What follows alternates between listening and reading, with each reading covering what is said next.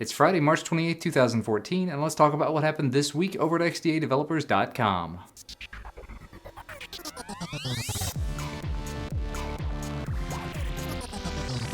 First up, device and ROM update news. Several devices received updates to KitKat as of this week, specifically the AT&T Galaxy Note 3, finally, rounding out sort of all of the US carriers, the Canadian version of the LG G2, that is the D803, as well as the AT&T version of the HTC One Mini. All of those update files have been mirrored and made available in the appropriate forums. You can find the links to all of those through the portal threads, which I will link to down in the video description as usual. Additionally, this week, Sony rolled out an over-the-air update to the Xperia M, bringing it up to Android 4.3. Like I do tend to say when Sony rolls out these updates, better late than never, and hopefully we'll continue to see the Xperia M receiving updates as time moves on. That update has been captured and made available through the forum as well. And actually one of the key things that sort of comes with this 4.3 update is the stamina mode that you see in a lot of other Xperia devices. So if you have the Xperia M, this is definitely worth your time to take a look at. You might be able to squeeze quite a bit more battery life out of your device with this. And speaking of Xperia devices, Sony came out this week and released some open source files for the Sony Xperia Z2 and the Xperia Z2 tablet. And I'm going to go ahead and say it, very nice to see them doing this. It is GPL mandated that they do this, but at the same time, it's just very nice for an OEM to actually just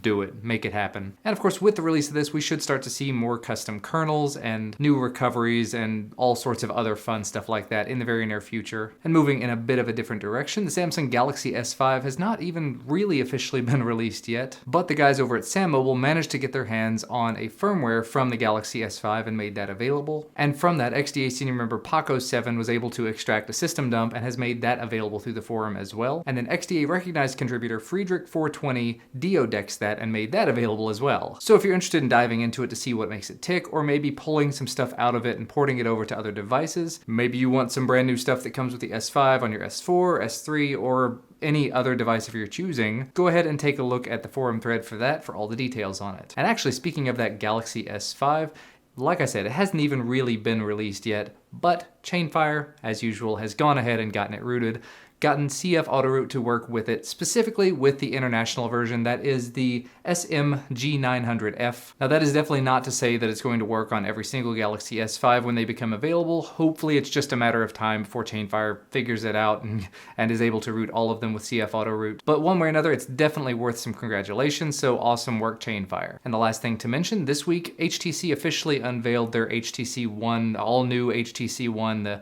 2014 version, the M8, whatever it is you want to call it at this point.